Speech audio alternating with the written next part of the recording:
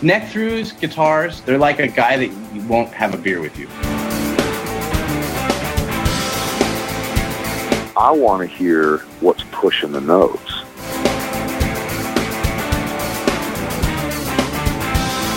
Freddie King and B.B. King, Albert King, and let's not forget Burger King. I don't want to blow my knuckle out. Stainless steel is the work of the devil. These go to 11.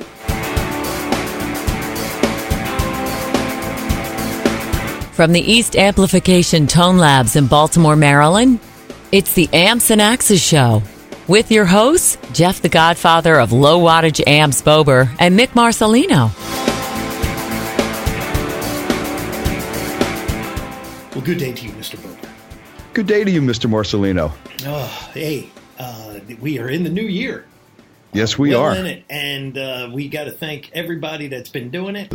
And we thank you very much for all that stuff, man. We can't do it without you. Your friends, your relatives, neighbors, exes if you still like them, whatever. And when you do tell your friends, as we always say, please tell them that you heard it here first.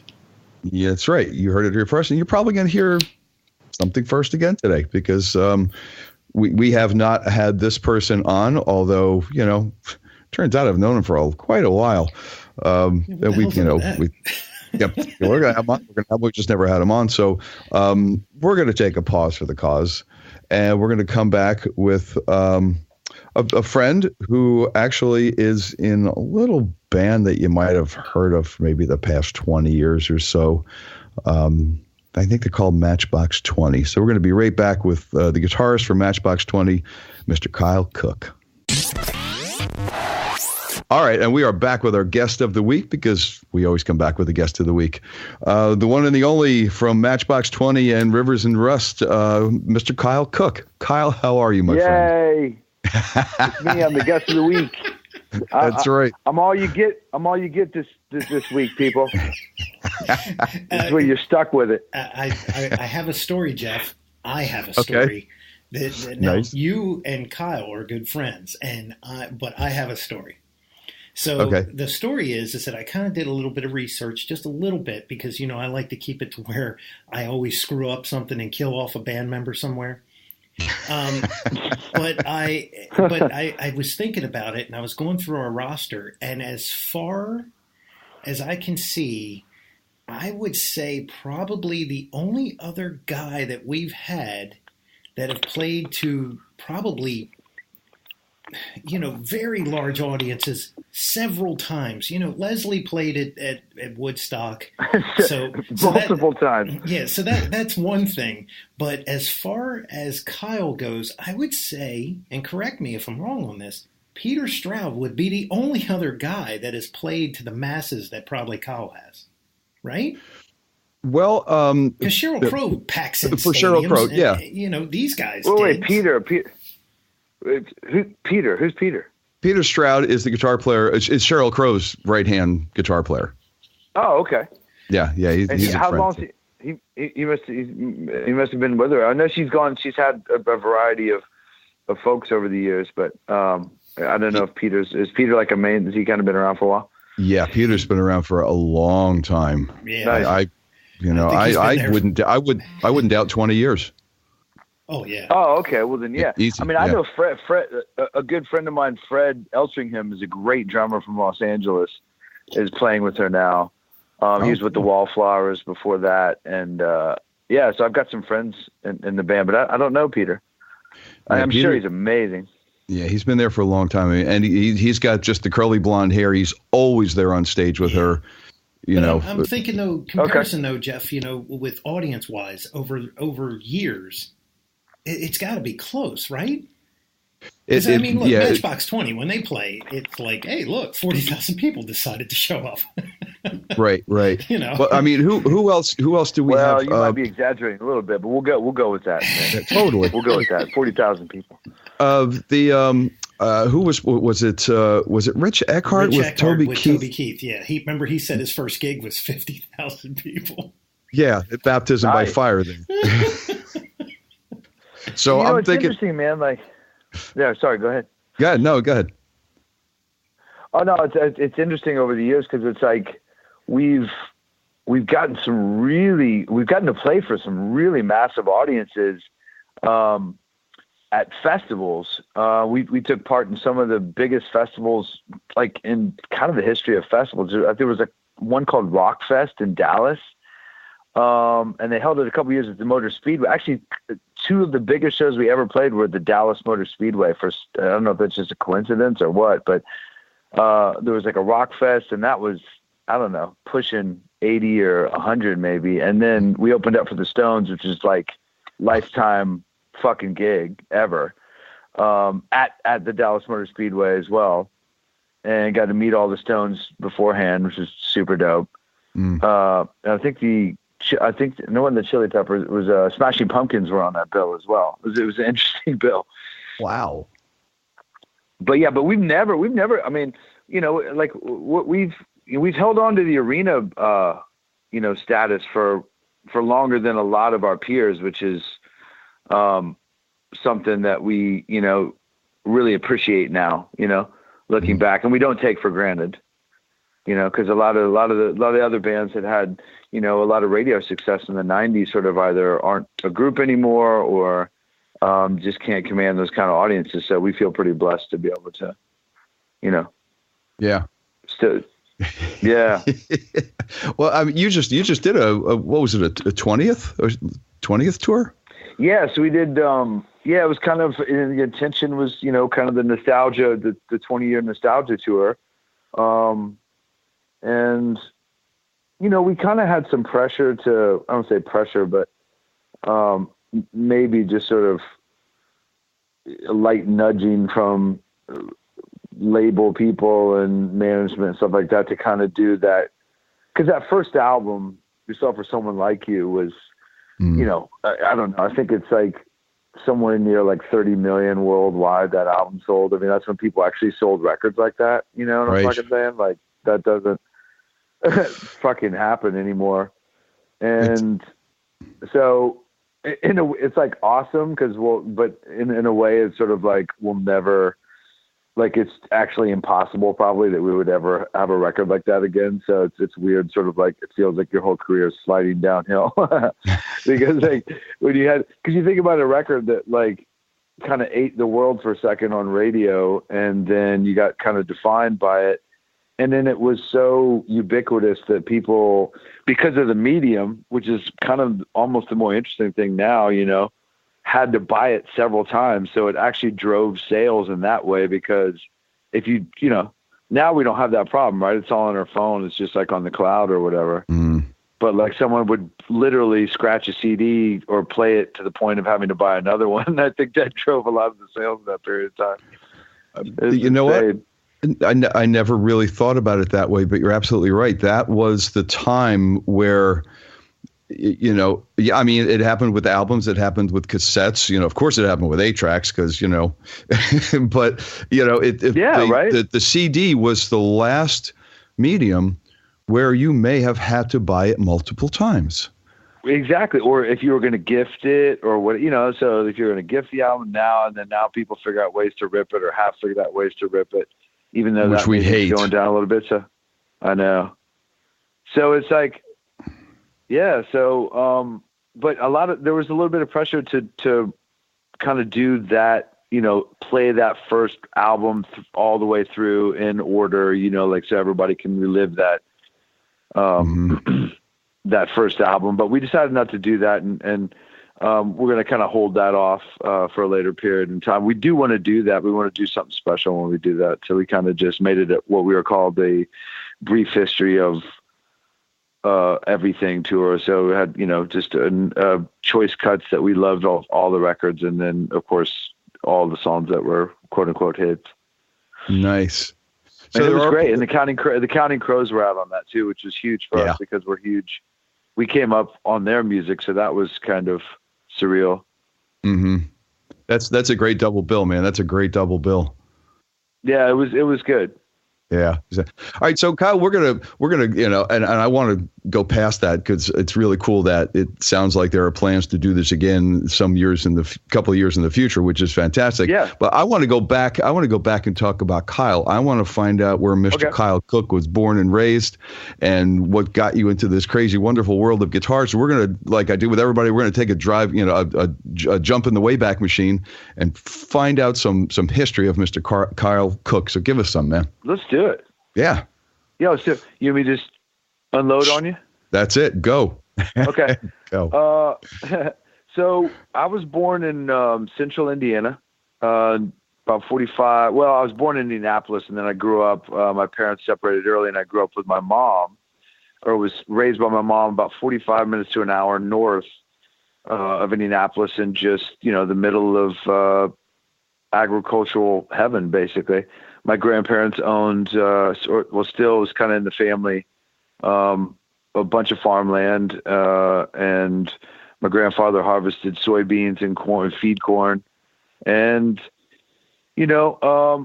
interestingly enough, so I started playing violin, and my mom sings and plays piano, and so does my grandmother. So I guess in church is kind of where a lot of the music, sort of the seed was sort of planted, so to speak. And I would harmonize a lot, in between my mom and my grandmother, just sort of hearing the notes, and I started to pick that out, and then I would pick that on the piano, but started playing violin at 11, and then realized that there was no, I probably wasn't going to get laid doing that. So that's when the idea of guitar sounded a lot more interesting. And consequently, this is when, and this is kind of the interesting part, this is when Guns N' Roses is really exploding, right? So, that the Appetite for Destruction album, which still I put up there, I will put that record up next to, some people look at me sideways because, the Beatles are like a religion, so you don't fuck with that. But I'm like, I'll put that up against like Abbey Road or Let It Be, or, for me, as far as like albums start to finish. And so that album came out, and that was kind of, for, I think for other people, maybe like, what was not In Bloom, Nevermind, the Nirvana record, Nevermind was kind of that record for a lot of people, maybe a decade later, or, well, maybe not quite a decade later, but a little later. But that was sort of my Nevermind, was Appetite for Destruction, and kind of really shook my world up. And I just thought I thought the songs were so great. The band was just, every member of that band had kind of a personality, and it was like they were thumbing their nose at everything, and it had so much attitude, and it sounded so cool. And Axl sounded like he was a fucking spaceman from Cocaine Universe 9 or something. And it was dangerous, and it was sexy, and it was all that shit. Yeah, it was. And, so that's kind of the leap I made, really, honestly, from violin to like, Appetite for Destruction. I was like, well, fucking, I got to get a guitar. And I couldn't play vibrato very well anyway on violin. I always struggled to do that thing, and it kind of bugged me because there was these other people that could kind of do that circular vibrato and make it sound real nice, and I never figure that out, still to this day. So when I started playing guitar, it just came really naturally. And that was sort of, and that was at 13 years of age. My stepfather had an acoustic and like a couple pieces of sheet music, one of which was Stairway to Heaven. So I guess that was technically kind of the first transition into guitar, but it was really Guns N' Roses and Slash's playing on, particularly on like stuff like Welcome to the Jungle and Mr. Brownstone and Sweet Child of Mine, that just made me want to get a guitar and get an amplifier and fucking be loud as shit and annoy my parents, which I did. What was your first guitar and amp? Man, I fucking can't even, I don't even know if I can remember. It was, I'm pretty sure the amp was a crate. Okay. Makes sense. Which is sort of like the laughing stock of all, legitimate guitar playing musicians, you know, they're actually, well, I should say professional. There's people that call themselves professional. But I think it was like a crate or something, and I thought it was amazing, of course. And I got, my mom got me something, but you know, maybe it was a K or something like that. I do not remember exactly what it was. I know I got a, or maybe the K was the second one, because I got one with like a K-Lur tremolo system when I got really into Eddie Van Halen. So I think the K is about all I can come up with. And I'm sure it was horribly out of tune. I can barely even remember. One of my buddies ended up with it. I wish I still had it, but my buddies ended up with it and actually wouldn't give it back to me or sell it back to me. Wow. What a bitch. Yeah. Yeah, I know, right? Really? So, I mean, that's Kyle Cook's first guitar you got there, son, you know? Yeah. And so then, and man, then I got when I got to the second guitar, which, it was called a West Tone, was the guitar I remember the most. And that's what I kind of really cut my teeth on. Okay. Was this West Tone, which it was a cherry apple red West Tone. And then I ended up putting a K-Lur on it when I got, like I said, really into like stuff like Eruption. And, you know, I started getting both my hands on the fretboard, which you should not really do probably anymore. You should keep that right hand off the fretboard. But well, it depends what you're playing, man. All depends what you're playing. I know. I guess in my circle of friends, I should probably keep my right hand off the.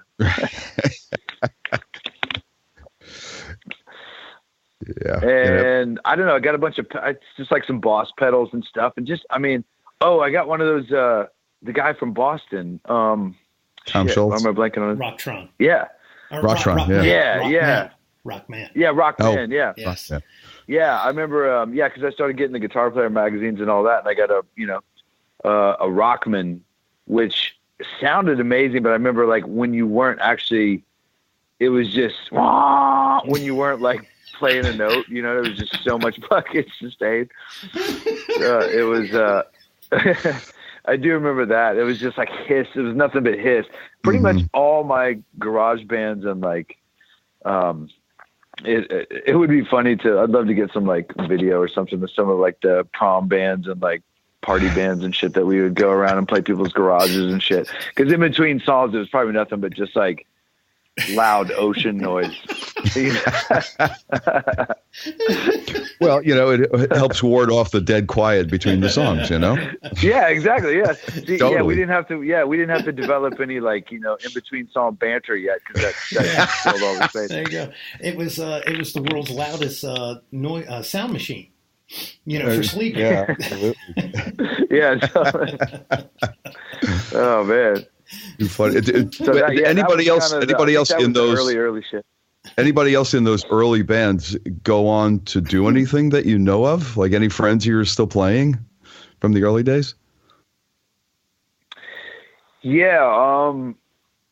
I had two friends that I was in, and I was in a multitude of. I was in a couple different bands in Indianapolis, and then I had started a few bands, you know, around my hometown and some surrounding like towns, and we, it was mostly kind of cover stuff.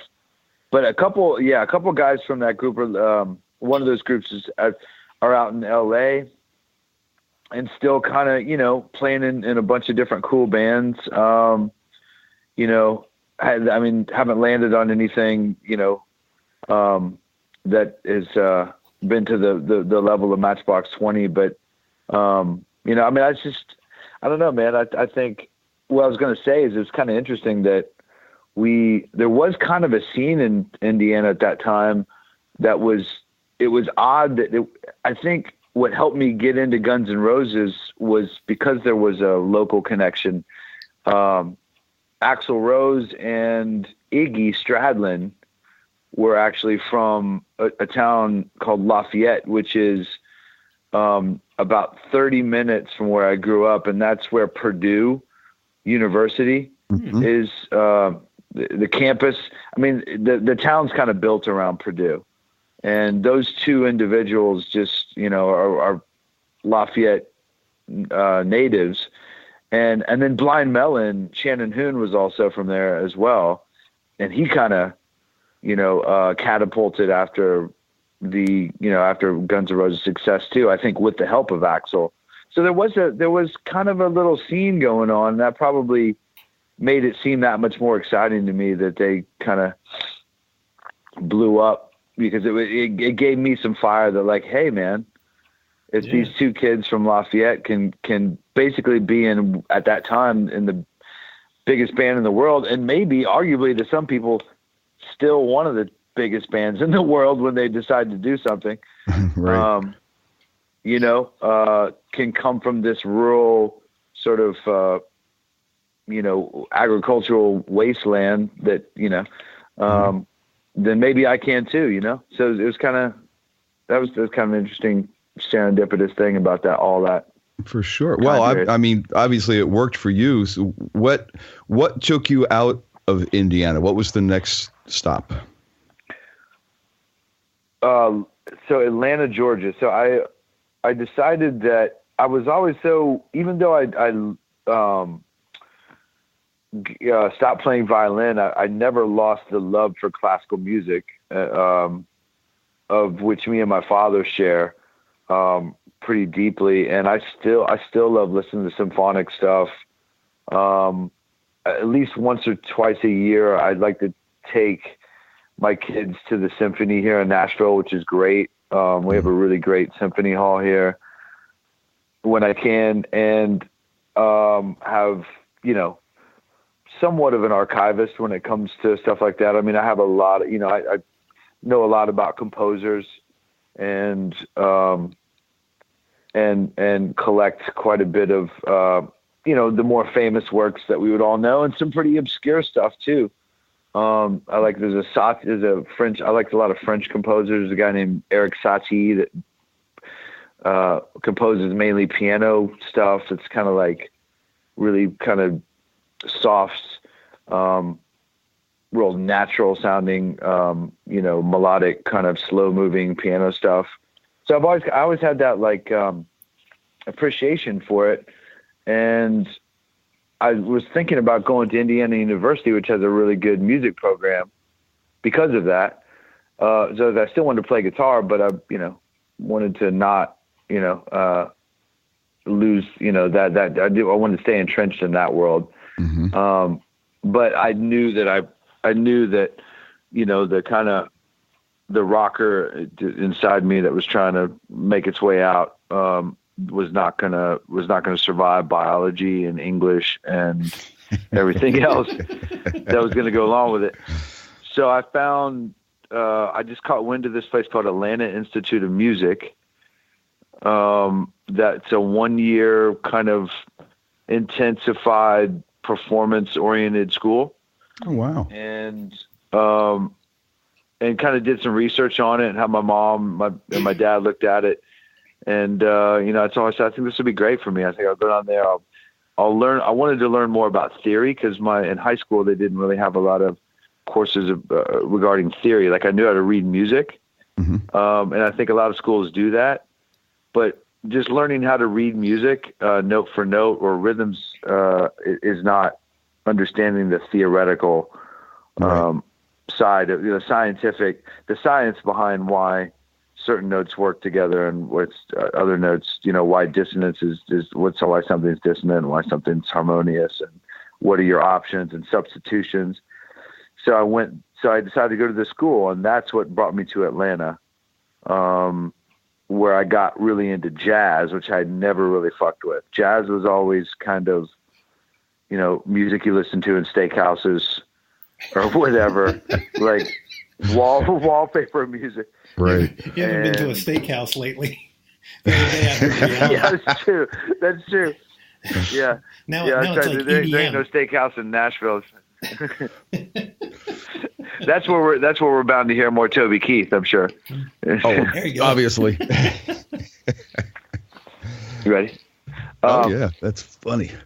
So so that's where I kind of got into the jazz thing, and that was great because that was kind of where I wanted to be, which was, you know, jazz is all about the possibilities that are kind of there, you know?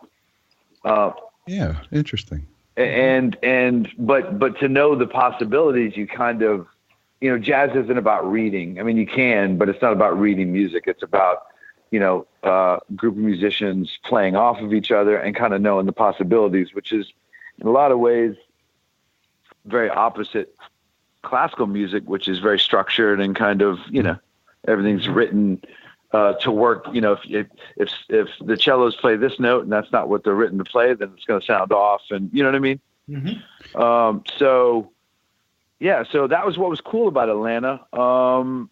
You know, I think, I mean, it's, you know, it's ethnicity, you know, it's Afro ethnicity, I think, led to a lot of that, you know. I mean, there's just a lot of jazz. There's a lot of rhythm going on in Atlanta. There still is. Yeah. I mean, it's kind of the mecca of hip hop, modern hip hop. I don't know. Some people would probably say not, arguably, but so at that time, there's a lot of people exposed. Hello. I think we're losing him, but oh boy, sounded like he was going to come back. It sounded like it.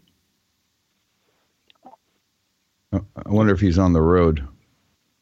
It sounded like he was on the road. You can play the minor against that, and it's just one note difference. And if you do that, then it's going to be this sound. And when you're bopping against something that's a kind of a fast tempo, you can play a lot of wrong notes. But if you place them in the right places on the offbeat, then it all kind of works. And you know, so that's what kind of led me to Atlanta, which then got me to an introduction to Serletic, who produced. That'd be Matt Serletic. Yeah, Matt Serletic. Yep, who was an Atlanta native, and he was just coming off of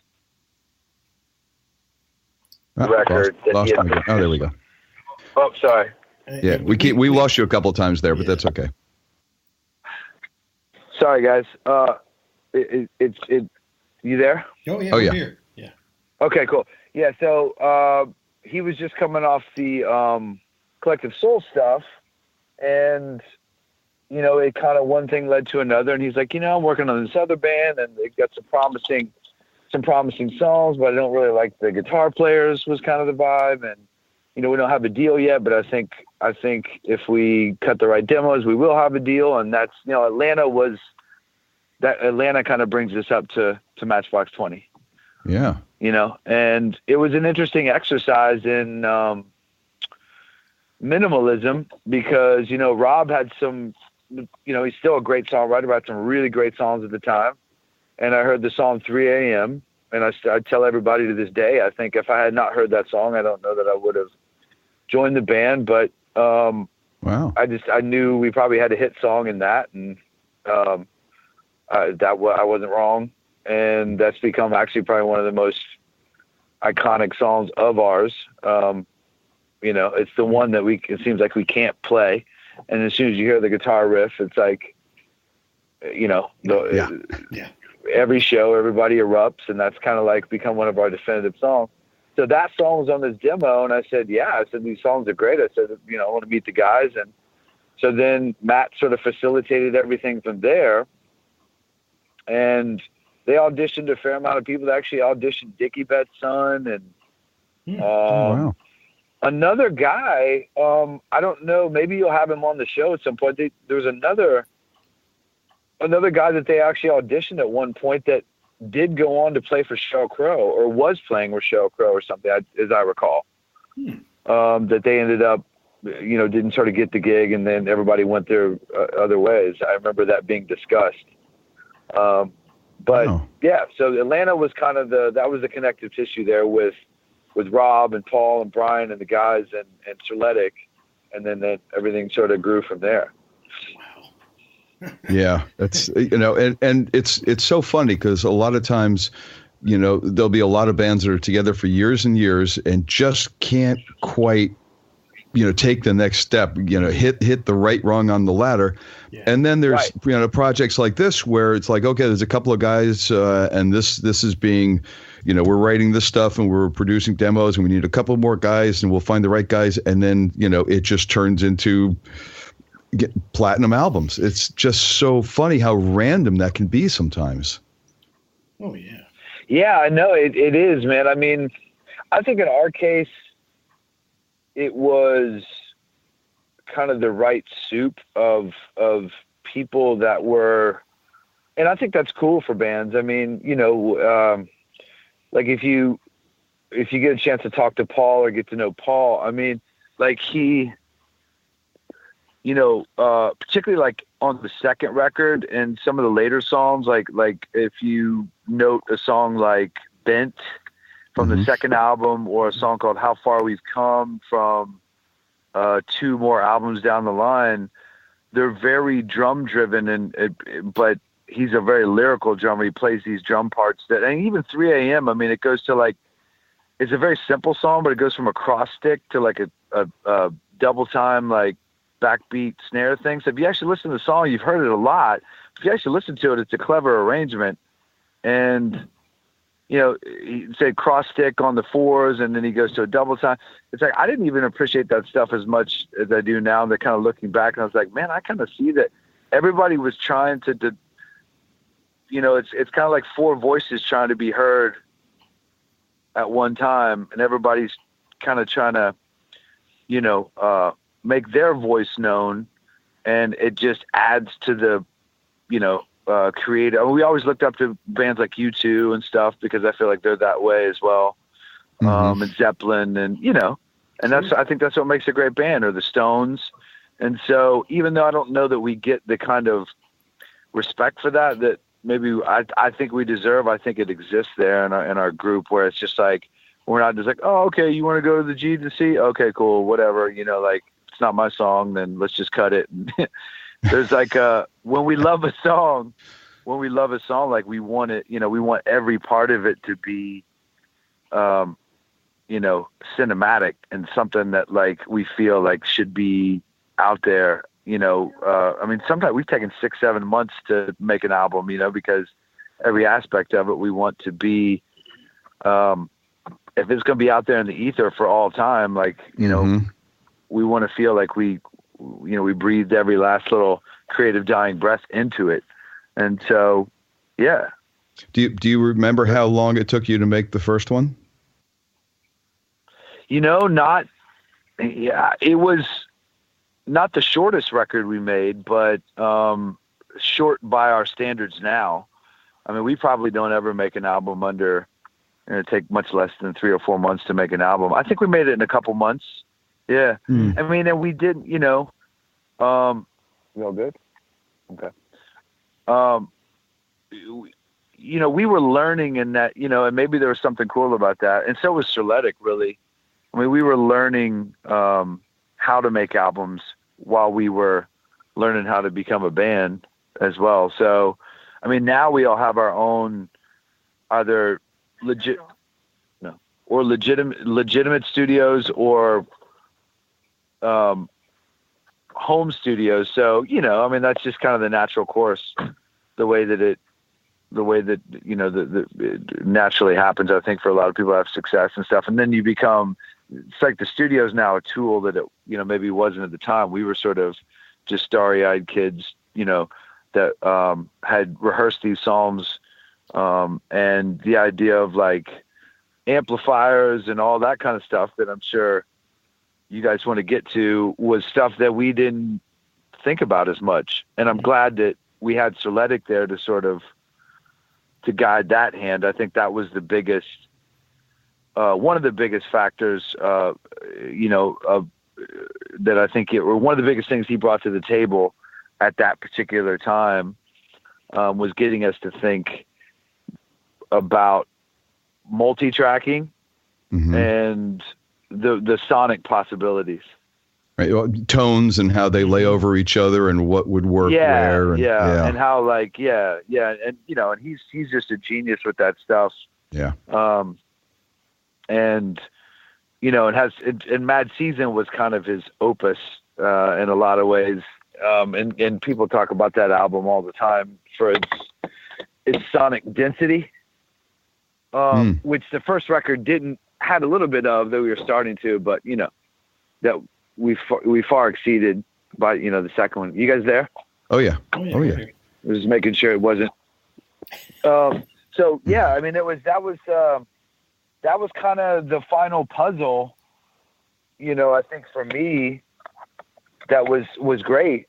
Having Soletic in the mix, because at the time, I didn't have a lot of money. First of all, he had to buy me a Les Paul, or he did. He didn't have to, but I should say he willingly bought me a Les Paul because I had that. I still had that Westone that we're talking about, which is just some no-name. Wow.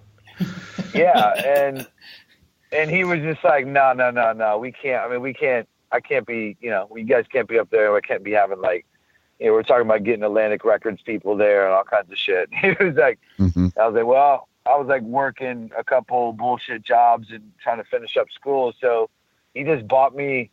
He took me guitar shopping. This is before. I mean, it was kind of a little bit of a risk that he took there, because if it hadn't worked out, I mean, whatever, I don't know how that would have went down, but he knew that I needed one. So he bought me this, 79 Les Paul that I still use today. That's amazing.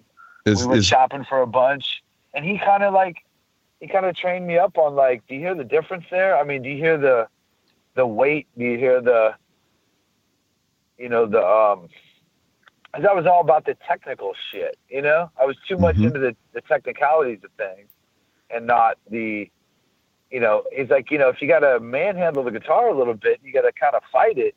There's sound in that, which is kind of true. I've learned that over time, because almost like metal, all those metal guitars that they're they play like butter, they play you just breathe on them and they sustain. Yeah. So he kind of got me thinking about that, and then plugging into Fender amplifiers or Marshalls that were loud but rather clean, and I was like, wow, that's really clean. Where's these but listen to this, we go in there and we record stuff and we layer stuff, and I'd be like, wow, yeah, I really, rather than stacking up a bunch of guitars that are so distorted and puffy with pedals and stuff like that, to where you can't find the distinction in the chords, he really opened my eyes to that, I was like, really? You want it louder and cleaner, not more distorted, Yeah. It's, because there's only so much overdrive you can put on something if you're going to do multiple tracks before everything just starts getting lost and it's just a massive noise, and yeah, it's just he obviously knew that, Yeah, he did. Yeah. And he knew how to make records, even though he learned a lot in that process too. Because, and I think that's why Mad Season was such a great experiment for him and an important record for him, because, coming off the heels of such a successful record, now we were infused with all this money, and we could go anywhere in the world. We could go anywhere we wanted. We could spend realistically almost any amount of money we wanted on the record. And we did spend a lot of money on that album. Again, stuff that just doesn't happen anymore. But, we holed up at a place called Tree Sound in Atlanta for 7 months, 8 months. Damn. We were in there every day. Symphonies came in and played, and horns and everything. And, the track count was, enormous on several of the songs. And, it's a really fun record to listen to sonically. But that first record was, I think, him teaching us that we need to start thinking about sound a little bit more. Yeah. And I can remember some of that stuff going on. I can't believe it's been that long ago, but we had a friend that was working in the studio with you a lot. And, I think he was initially the one that turned you guys on to our early Buddha amps. And, you guys went out. Oh, yeah. Those. Right. From Atlanta. Craig. Yeah. Craig Poole. Yeah. Yeah. Craig Poole. That's right. Yeah. And that's right. And as you recalled, we and Matt loved them, too. We all loved them. I mean, the mid range you guys had, going on in the Buddhas was the thing that really stuck out on those amplifiers. So Craig really, and then I think we took those on the road.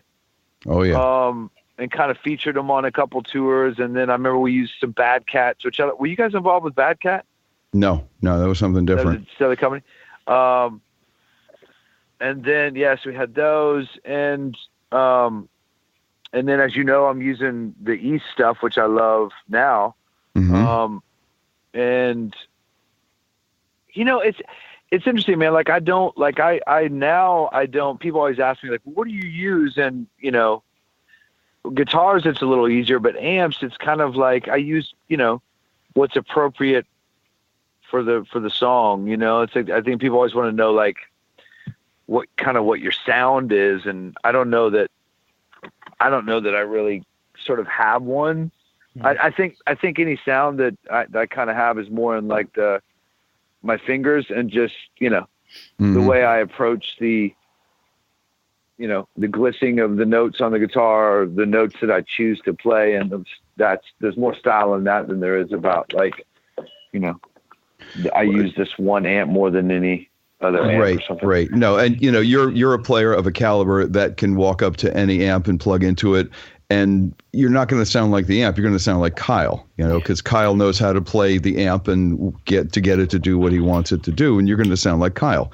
And that's great. That's the hope. Yeah. I think over the years, this thing with all the signature guitars and the signature amplifiers and things like that, I think the misconception has been that, if you own the striped Charvel Eddie Van Halen model, right, and you're playing through one of the EVH amps, so you're going to sound like Eddie, and right, it's good luck. It's about as far as from the truth as could be.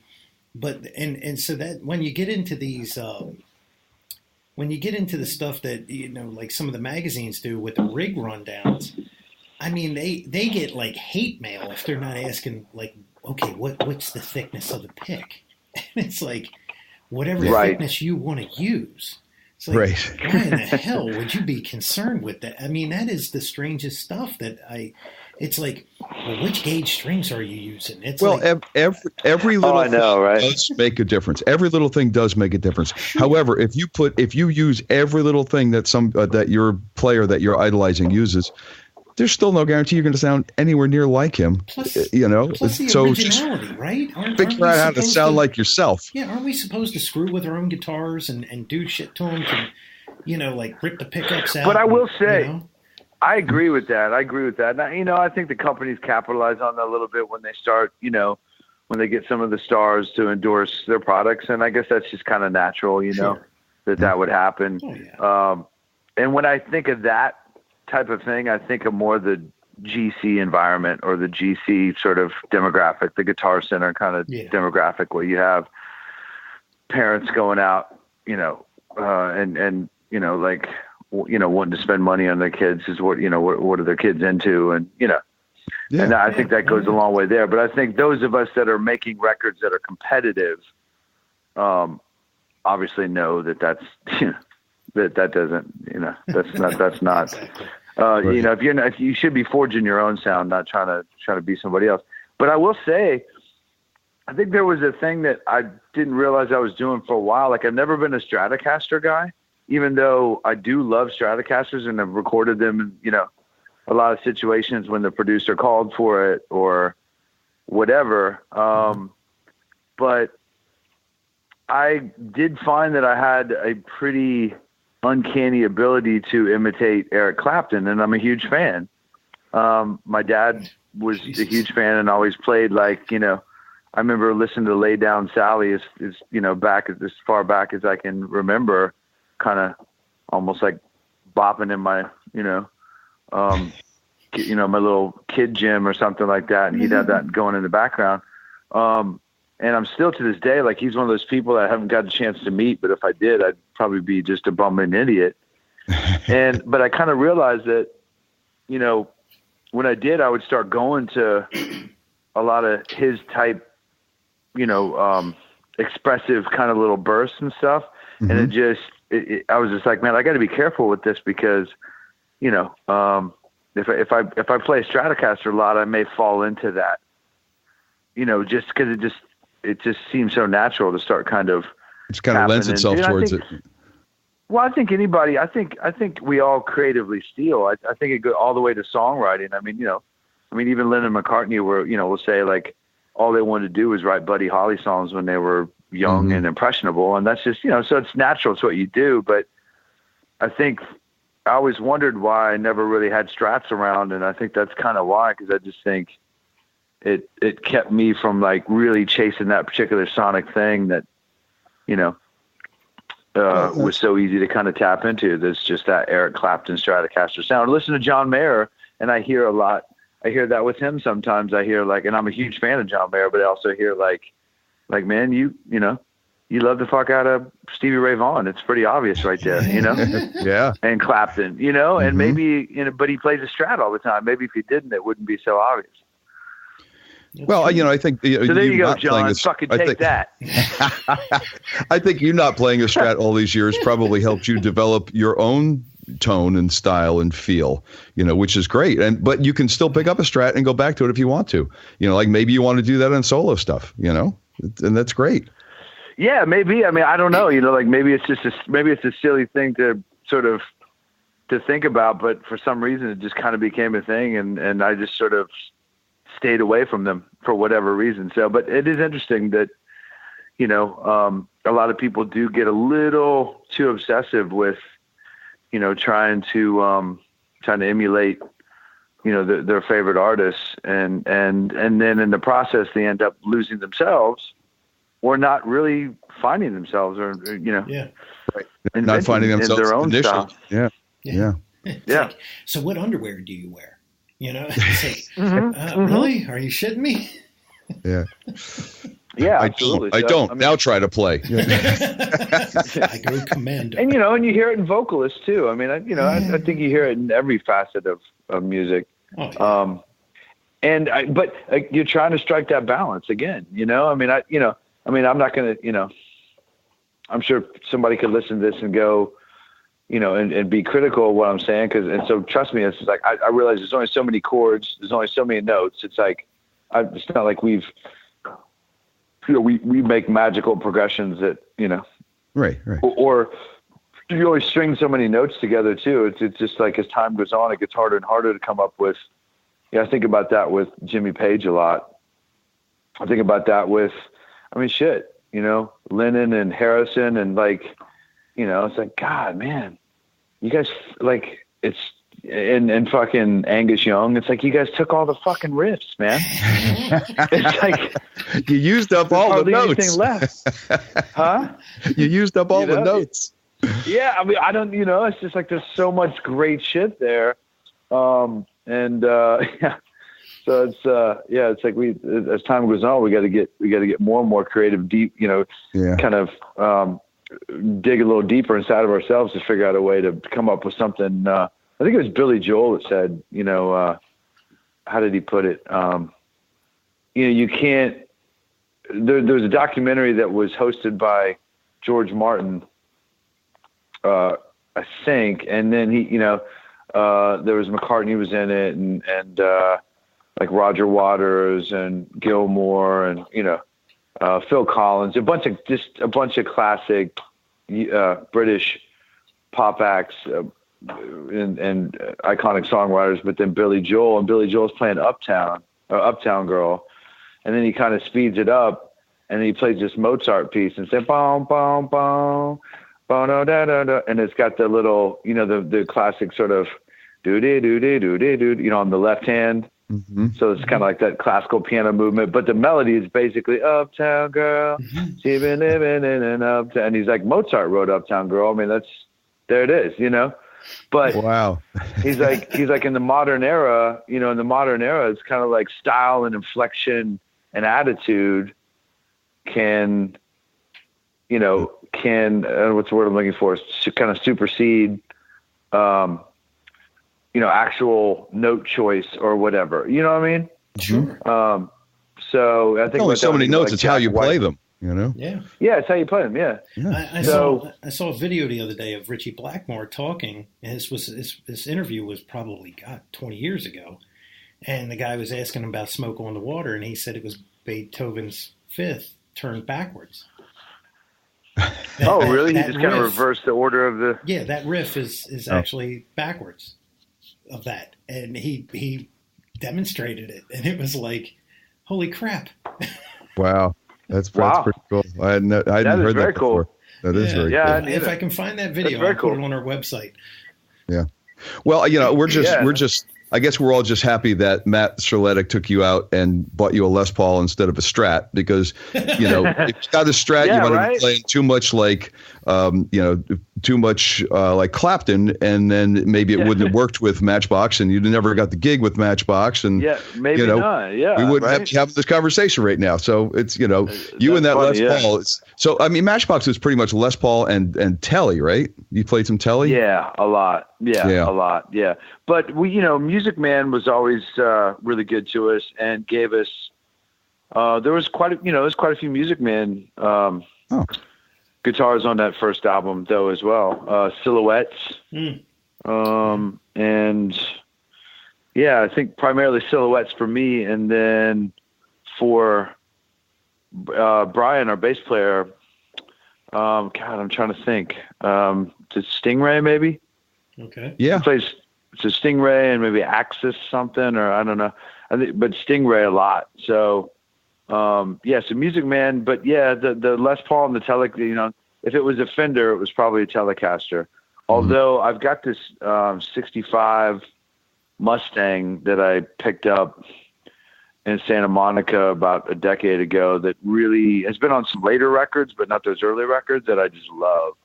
And it's cool. Just, I mean, it's kind of a one-trick pony kind of guitar. It's just like you got to play funky, brash, kind of really pointed rhythmic stuff, because that's just what it is. It's not really a solo-y kind of instrument. It's a stabby kind of, punctuated kind of thing, but it's so unique. When the part calls for it, that's the guitar, right? Yeah, I mean, it's got a really unique voice to it. It's like no other guitar I've ever heard. So I love just, if I'm stumped on where to go with something, I'll just pick that up, because it's bound to create some kind of sonic space that, whether it's probably for the song or not, will kind of jar you into, I didn't really think that was where we're at with this song, but that's cool. Cool. It's inspiring, in a different, it takes a different turn with the inspiration. That's cool. Yeah, I mean, really guitars are great for that. They can really be a point of a juncture for a lot of arrangements. Mm-hmm. Now I don't want to go too long with this. You've been involved with a couple of other bands outside of Matchbox. I mean, one was the New Left. Yeah. And the New Left was actually a couple of the guys I was mentioning that I was in another band with that I can't even remember the name of right now. We had a couple of different rotating kind of bands. So this was after Matchbox kind of had released, I think, 2 albums at this point. We kind of went into a little hiatus mode, and I kind of reached out to them and, kind of tracked them down. And both of them had gone to school and then went and joined different bands. We were just like, we just started talking. I was like, man, dude, we should see where we're at again. Now that we're, 5-6 years has passed since we graduated from high school, and, I got to travel the world, do this, and you guys went to university, which I didn't really do. It was a whole different experience. One of them, John Kibler, who lives in Los Angeles now, is a stand-up. He plays a lot of upright, and went to a really renowned jazz conservatory called Utrecht, and just studied jazz. So we kind of hit it off. So I was really into jazz at the time, and so we hit it off around jazz. We were like, hey, man, what if we can do this kind of proggy? It's sort of proggy, but it's, we're not afraid to kind of really get weird, but want to have some pop sensibility to it. So that's what that tried to be. But honestly, just like the personalities just, collided to a place where, and then a combination of drugs and alcohol and personalities that was just like, we couldn't even, so we just put on an EP and did a couple little regional tours, and that's all we could do before it imploded. Yeah. Wow. So that was that. And then now when you were on this last tour with Matchbox, the 20th, whatever you guys called it. I'm sorry, I forgot. Yeah. You actually opened with another band, Rivers and Rust. Yeah, that's right. So I had, so I love producing, and have slowly just kind of been quietly doing that. I say quietly just because, nothing that I've done is like, fucking broke the seal of the world or whatever. But, I've kind of been learning too, still always learning how to use the studio, having fun with it. Took some of the money obviously that I made, in the band over the years, and I've had a studio in Orlando, and then I have a studio now in Nashville. And so you just, I would just pick and choose a variety of different things. And there was this girl, Sheila Marshall, that somebody, a mutual friend brought to me from Texas and said, what do you think of this girl? And would you be interested in, helping write and produce some stuff? And I just really fell in love with her voice. And, she's got this really unique, gravelly, when somebody, when a voice kind of squeaks and almost like it cracks and squeaks in a super cool way. Mm-hmm. And you can't quite place it, but you just know it's kind of off in a really great way. It's unique. Yeah. And so, I really took a liking to that, and we got to talking, then we wrote some stuff, and we went around and wrote with a bunch of people in Nashville, kind of doing that normal, Music Row thing, and picked a handful of those songs, and I produced an EP for her, and it kind of got some things going in Texas, but didn't really light the world on fire. And we kind of went for a country thing, but we didn't want to go too country. So it was that kind of deal. And cause she's real bluesy, and I love, I've always loved the blues as well. And so I was gravitated towards that. So when they came back after this last Matchbox tour and record, North was that record, which came out in, was that 2013, I think. There was a hiatus there, and she approached me again. I said, what do you think about rather, because what would happen is I would play all the guitars. We'd get a drum and a bass player on the floor, and then I'd end up playing all the guitars and overdub a bunch of guitars. And then I would do all the background vocals and like layer vocals, because I love doing that too. That was something I kind of really loved doing with Matt, and Matt and I really would spend a lot of hours in the studio, because I like, just as much as I like creating guitar soundscapes, I like creating like vocal soundscapes. I love Fleetwood Mac for that reason, and the Eagles, and the Beatles really. The Eagles are one of my favorite bands ever, and primarily because just the parts are so tasteful and so nice, but I love the vocal harmony. And so I would do that. So I'm going, well, if I'm doing, I'm adding all this guitar personality, and I'm putting all these background vocals on. I was like, what if we try to do a duo thing, like maybe it'll be more successful than me it'll almost be the same thing. You know what I mean? But we might be able to pull in some of the Matchbox bass a little bit more, because it's more of a duo, mm-hmm. and maybe it's more rightfully should be that, because the way these tunes are kind of coming together. And she agreed, thankfully. And so we kind of approached it more from that perspective, with the newer material, like, hey, let's have two personalities, kind of, almost like a Buckingham Nicks. I think that was kind of in the back of our mind a little bit, like a Buckingham Nicks kind of thing. That's very cool. Yeah, very cool. And so that's where Rivers and Rust. And then the guys were super cool to allow her and I to open up. So it was us, and then the Crows, and then so I was pulling double duty. And was happy to do it, man. I was happy to turned some fans on that, you know, already knew my work through Matchbox to this new thing. And, you know, we'll see where it goes. We've got an album. Everybody listening should know we got an album that will be out in May. Oh, good. So we've been holding that off till spring, and then we're going to be out, you know, doing more touring this spring and summer on that. So just kind of go to social media and check us out. Yeah, for sure. Well, you know, we'll have all that. If you, by the way, we'll put everything up there. Yeah. If you guys ever get to the East Coast again, you know, of course, around Baltimore, we'll have to get together and eat some crabs again. Yeah, absolutely, we will. And we got to we should go to Orioles game again. That was a blast, and thank you so much for that.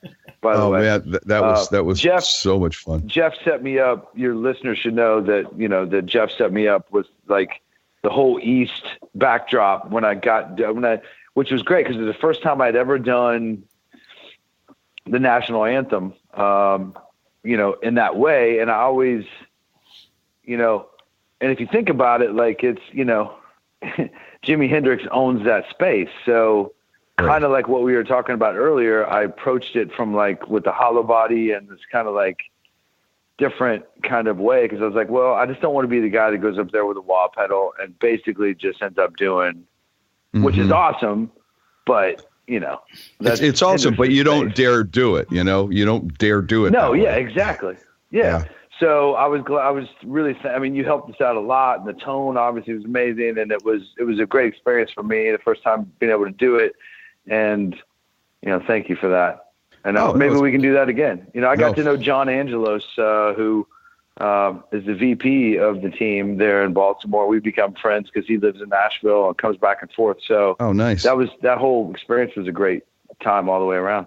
Yeah, I can remember when I first heard you play it, you know, before you actually performed it. I asked you if you were like trained in classical and jazz, and you went, well, yeah, you know, yeah, because it was coming from that school, you know.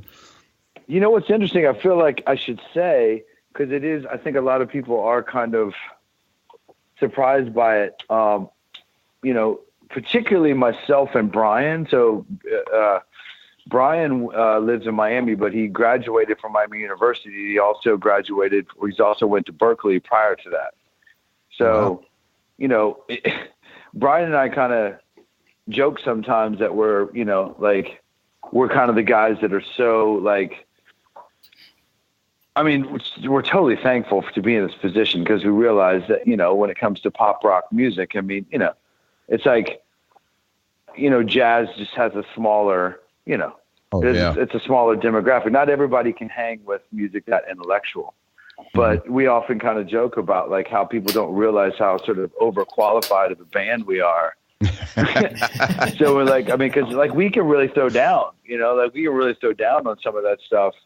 And, you know, like if you just judge our albums maybe, or, you know, if you make a quick judgment, just by the songs that you know of us, you would just assume we're kind of these novice musicians or something. You know what I mean? But everybody, he's very. Both of us are pretty schooled, and that makes it kind of interesting in the studio because it's a test and limitation. You know. Like how much can you not play, where can you not play basically, which is a good thing.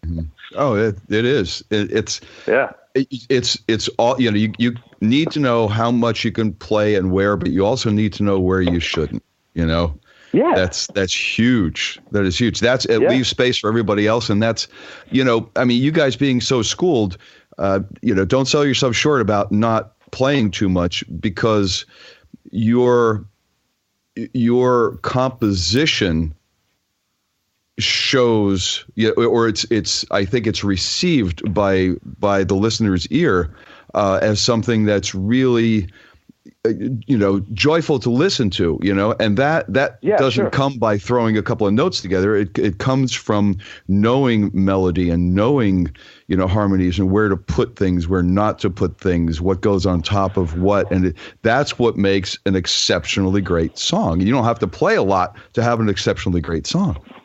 Well, I appreciate that, and I take a lot of pride in people I feel like other than 3 a.m., there's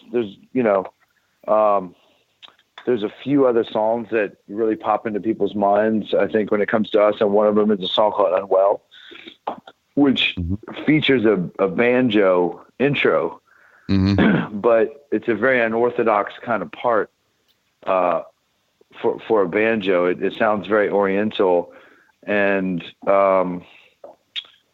it's a real, and I hear it a lot because you be in a restaurant or something comes on, and I'm always proud of the fact that some people even come up to me and have suggested that if I wasn't a songwriter on it, they'll ask me if I wrote that, and I said no, actually Rob wrote that, and they'll suggest that I should have gotten writing credit because of the part, you know what I mean? Because the part became untethered, or kind integral. Of from the song. Like integral. You can't really, it just seems like you can't think of that song without that. So yeah, that's cool, man. I appreciate it. I think, hopefully those kind of things are things that people don't think about technically, but they feel it and they know it when they hear it. So hopefully that's, part of what we offer to the landscape. Now cool, I want to do my scenario, Jeff, and Kyle, of what would have been me if I was putting the new level and I was in Kyle's position.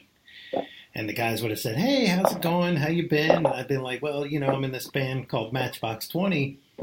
How's it going with you? And they'd say, oh, went to the university or whatever. And they're like, so how's things? And you go, well, when I go to my mailbox, it vomits cash. You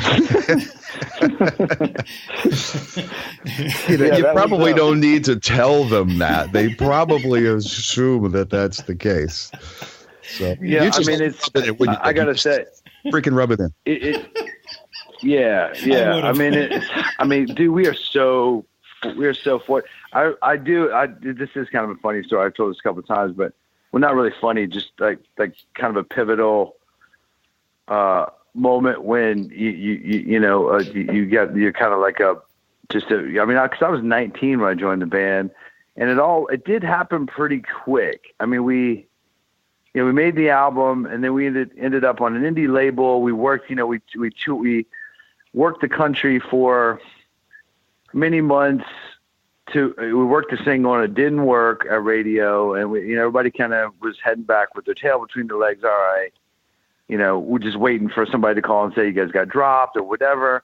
And then that's when a song called Push started resonating in the Southeast, really just kind of catching fire to the point where Atlantic Records kind of revisited our contract and were like, wait, we should have paid attention to these guys. And then they bought the contract, and then they started dumping a bunch of money into it, made it a smash around the country, and things started moving.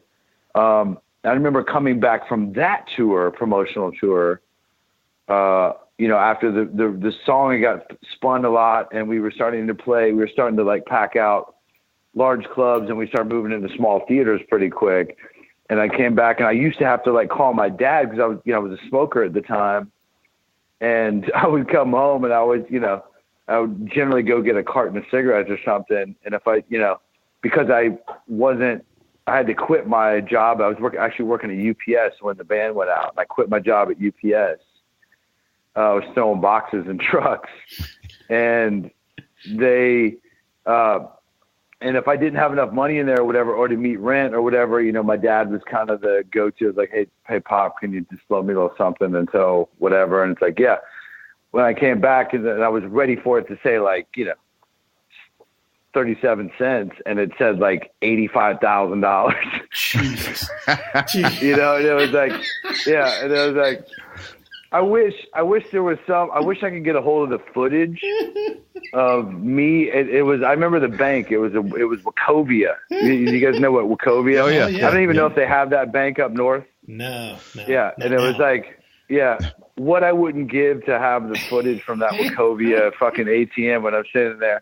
And I was so naive, because I just figured even though we were playing bigger venues, I was just like, well, we got to pay the record company back, right? We probably owe them right $50 million. In my 19-year-old or my 20-year-old, I don't even think I was 21 yet. My 20-year-old brain, that's what I was thinking. And then, suddenly Oh, evidently I was owed $85,000. Okay. And I went and like bought a fucking car or something. I don't know what. I got to withdraw it all before somebody finds the mistake. Yeah. And that's basically top 10 shit that doesn't happen with Spotify. Oh my God, no. Yeah, that shit no, you're not going to hear that story from anybody. No. Now my age then. No. You know what I mean? You know, it's so funny. There is a story that correlates with Bill Gates. Bill Gates was working out of his garage with the other coders and everything, and they were pumping code out like crazy. And one day he gets a call from the bank, and they're like, "You got to come down here." And he's like, "Oh man, I must not have enough money for the payroll." He goes down. They go, "Yeah, you got $4 million, and it's really not a good idea to keep it all in one bank account." And he was like, "What?" He had no idea that he had made $4 million at that. Well, because you just got your head. I mean, I'm sure I'm sure Zuckerberg had a very similar experience.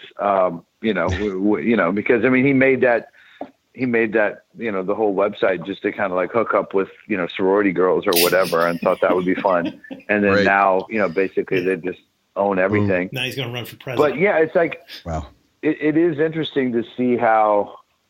I mean, it must be interesting for you, Jeff. I mean, in a world where making amplifiers and the idea of a physical thing to plug into and make sound with that, you have a lot of people out there like using fractals and different things that they can, I had a pedal steel player come in and do some overdubs for me, I don't know, several months ago, and I cannot even remember the name of the amp, but I mean, or the box rather of what it was. Yeah. He used to require like a Royer and a 57 and this whole thing that he would do, and a Fender Twin, and all that's gone by the wayside, and wow. No real pedal board or anything anymore. He just kind of plugs into this thing that just generates all the different sounds and amp models that he wants, and he's happy with that. It's a different world, man. I mean, it's a different world. It's all changing, man. It is. Yeah. I mean, it's all about licensing and copyrights and. Yep. Oh man. Yeah. Well, you're like, I don't want to touch that. No, that's a whole nother show. We touch on that once in a while, but that's a whole nother show. We still believe you got to move some air. So we got to move some air. So, look, we're going to run. I know you got to run. We're going to keep an eye out for you if you're anywhere near the East Coast with, I guess that would be with Rivers and Rust. You're looking to go back out? Yes, it would be. Okay, cool. We will be. Yeah, I don't know if it's up on the website, but I know there's a New York show that I think that we're doing, and yeah. So, but it will be with Rivers and Rust, and Rob is. It should be noted that Rob's doing a solo record as well. I don't know when that's coming out. I know he's starting to work on that. So this is going to be a year for solo projects. Well, there you go. Nice. But yes, as far as I'm concerned, Rivers and Rust, we'll be up there. Definitely New York, and I love. What's the Jam and Java? Is like that's probably a realistic. I don't know how far that is from Baltimore, but was that Arlington or something? Yeah. It's a little bit of a hike, but it's not bad. Yeah. So I feel like that venue is kind of appropriate for maybe what we'll do. So it's been mentioned. Oh, cool. I would definitely blow you guys up. Yeah, man. Stay in touch. Yeah, sure. Ramshead on stage would probably be perfect. Ramshead would be cool too. Yeah. Oh, Ramshead. Yeah. Yeah. Is that the 2 levels? Is that like 2 levels? Yeah. Yeah. That's Ramshead. That's Ramshead live. Yeah. You were talking about Ramshead on stage, maybe? Yeah. Because it's a nice sit down area, and Yeah, Ramshead on stage in Annapolis would be cool too. Absolutely. Oh, sweet. Yeah. Yeah. I'll keep those in mind.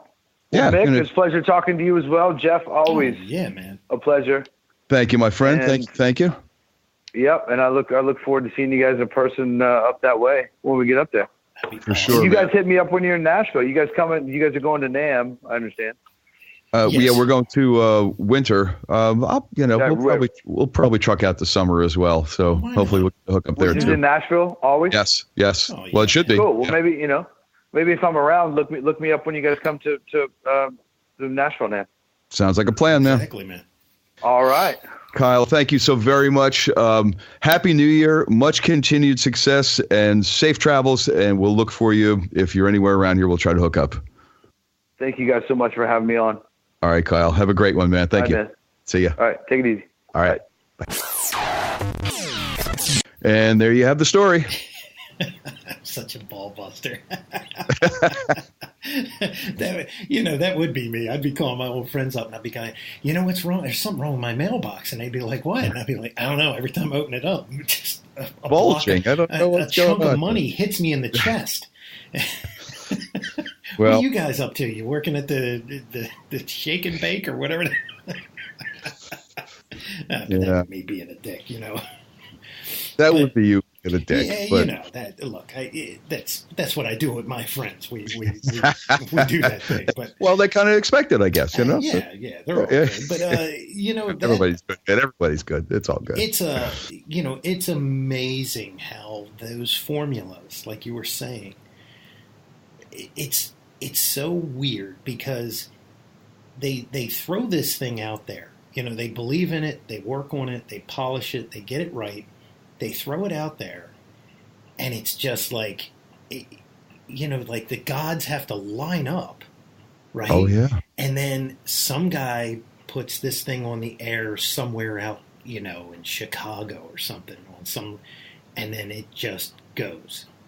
Mm-hmm. And next thing you know, they're playing racetracks for 80,000 people and stuff. It's got to be. I mean, and literally, like you said, they were coming home with their tail tucked between their legs. It didn't work. It didn't work. And just one thing, boom. That's all it takes, man. It is such Crazy. a weird thing. And, I know he said something about, we sold 30 million and it always feels like you're on a downslide now because of the way things are. But, that would be pretty neat to have that one experience, because to have that history. Yeah, because it literally, there are artists that do sell high volumes of music, but it's done in a different way now. It's not, and some of it is just truly is, and some of it is just horrible music. It is not. There's like one musician. Most of it is just some kind of computer generated thing. And I'm just talking about these pop singers. But, those guys, even though they're kind of a pop band, they're real musicians. I mean, everybody is doing their part. Oh, no, I knew that about them. It's like, they are, well, I think you used the word overqualified, Yeah, exactly. But that's the point. You know how to play, how not to play. Yeah. You play appropriately, and you build the music. You just build the music because you know how to do it. The one song that I like by them more than probably any other song is the exact thing that you're describing. That's Bright Lights. When that song starts off, it literally at a 1 on the volume knob, and by the time it gets to his solo, it's blowing your head off. And I think that dynamic is something that to this day is almost gone because of, the brick level limiters and all that stuff that they're just taking the signal, squashing it, and then slamming it to the ceiling, and all the dynamics fall out of it. When that song was done, it was probably done on 2-inch tape. If it wasn't, probably. It was still very analog till it got to the digital format. And, they were able to really capture that essence of that, that crescendo type thing, where it builds. And it's like, man, that's like going away. And I hope that people, there's bands out there that are doing this thing where they're kind of going back into the roots. But the problem is that they kind of come and go. You know, they don't have that longevity because it's also I think it's the audience too. It's the audience has to want to hear that. Like we are, I don't want to carry this on at all, but we are in the age of instant gratification, and if it doesn't hit you right in the face right from the get-go, well, you're bored, you're moving on. You give it 7 seconds, you're moving on. It's a weird thing, man. It is, and it just doesn't let things develop organically like they should, and because you don't have. I think more people would appreciate it if they gave it the time to happen. But yeah, it's like certain albums. You listen to it the first time and you kind of go, but then you listen to it the fifth time, right? And you go, man, this. Well, see, you'll do that, and I'll do that. But average person the average person, like, I don't like this, and they're done. Because there's no attention span, there's no desire to explore. Yeah. It's like, okay, maybe you're the only one of your friends that might eventually like this thing. And you know what? That's great. Yeah. That's not bad. That's great. I guess we ought to put it in some kind of a weirder term, but I kind of, this is what I imagine in my head. It's like, look, if I see, David Copperfield or David Blaine, any of those magician guys, I don't want to know how they do it, but it seems like we're constantly finding out how they do it, and it just takes away that magical thing. Literally, that magical thing gets just erased. And it's like, what kind of satisfaction do you get out of that? And it's like, so you listen to it and you go, whatever, and just moving on. And you're like, you just threw away $1 million band. These guys have 4 or 5 albums in them that are going to be big, but now that you just dismissed them, well, now the masses have gone away from them and they become, whatever. I mean, that's why you see so many bands being developed and disappear within one album. Because I'll tell you who's been in a ton of them is Doug Aldrich. And they've been great bands, but they just get no traction. And it's like, why? Well, it's that 5-second thing, man. People listen to it and they go, oh, this is awesome. And then moving on. It's like, well, can we hear the second album? I'd really like to hear the second album. And it's no, the band, because I want to hear somebody different now. That's exactly the same. Yeah. And they got to eat. And if nobody picks their stuff up, then, they got to move. They got to go to the next thing because they got to eat like the rest of us. It's true. It's a weird, and you know what? It's a weird time, man, for that. You know what? We're gonna move on and eat too. That's right. So until next time, my friend. That's right. Well, maybe we'll eat before. I'm Nick Marcelino. I'm Jeff Bober. And we're always saying onward.